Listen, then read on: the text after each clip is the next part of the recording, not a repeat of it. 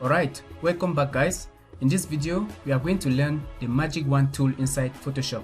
Let's get started.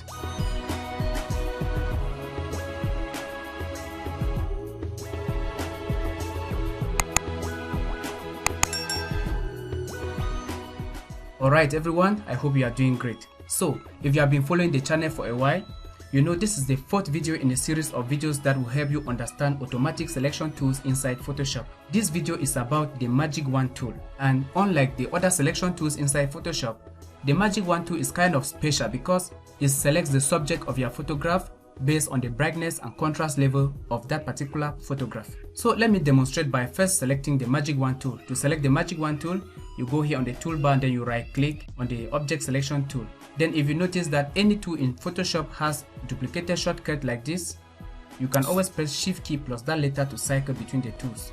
Now with the Magic Wand tool selected, we have different settings on the options bar which we are going to have a thorough look at in a moment. For now, we have 4 drawing modes here. Currently we are in the new selection mode. So this means if I were to click maybe on this lady, I will establish a new selection just like so. For me to be able to add the head to the selection, I can select the second button or I hold the Shift key. Notice that if I hold the Shift key, I will now have a plus sign beneath the Magic Wand tool. This means I'm going to add to the selection just like so. Now if I need to subtract from selection, I can take the third button from the options bar or I hold the Alt or the Option key. By holding the Alt or the Option key, I get a minus sign which means I'm going to remove from selection. Just like so.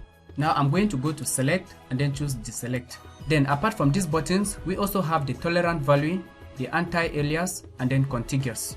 With the default settings the way they are, if I were to click on this lady, only this portion gets selected. So I'll have to hold the Shift key and then manually add the different selections like I did previously. If I want Photoshop to automatically select everything on the image based on the brightness of this particular color, what I can simply do is to turn off contiguous. So let us hit that check mark to turn it off and let us press Ctrl D to deselect.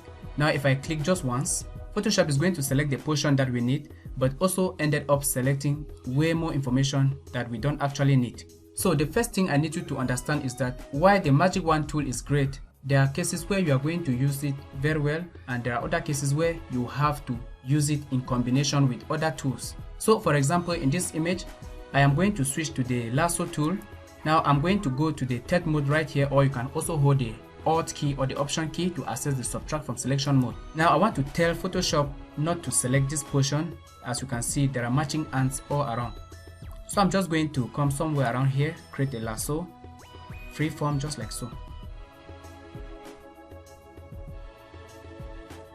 And by doing that, those matching ants are gone, means we only have what we have here selected.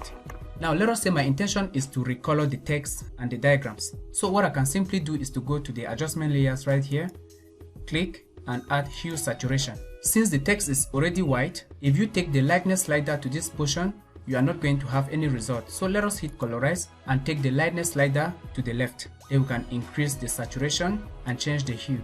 And by doing that, we change the color from this to this.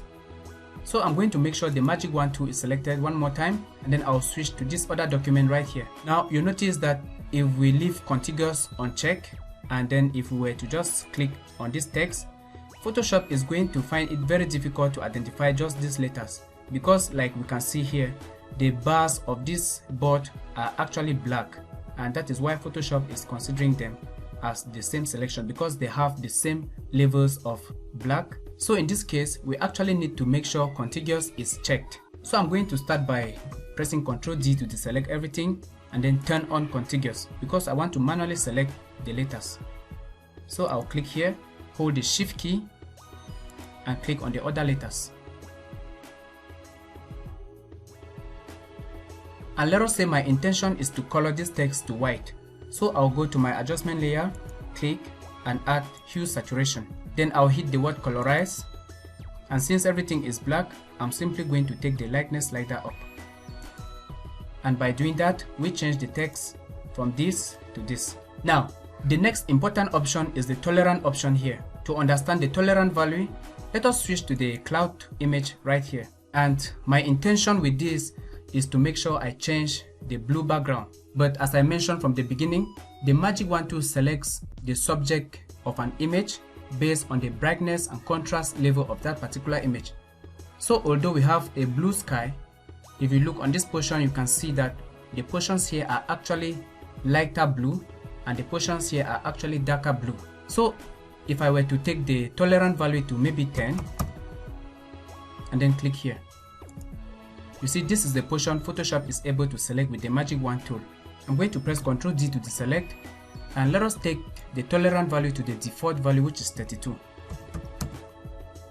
Now if I click on that same position, you see Photoshop expanded that selection as well.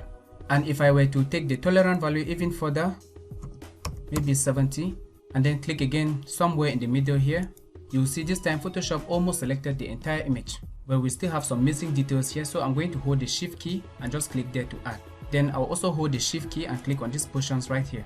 Now to make the edges of this selection softer, I am going to right click and then choose feather. Under the feather radius, I'm going to enter a value of 15 and say OK. Now currently we are selecting the background and not the clouds, so we need to go to select and then choose inverse. Now the clouds are selected, and what I can do is maybe add a layer mask and then add a solid color adjustment layer, and this is the effect we get. And the last option we haven't really talked about is the sample all layers. This option is very helpful when you have many layers in a given document. So if you want Photoshop to make a selection with the Magic Wand tool based on all those layers, then you can turn it on. In my examples, I found it unnecessary because I was working with just one image. So as you can see guys, we are able to select an image based on the brightness and contrast levels of that particular image with the Magic Wand tool. Sometimes it is great and other times it is not great. So you will get into the habit of combining other selection tools such as the lasso tool, the quick selection tool, together with the Magic Wand tool to achieve great results.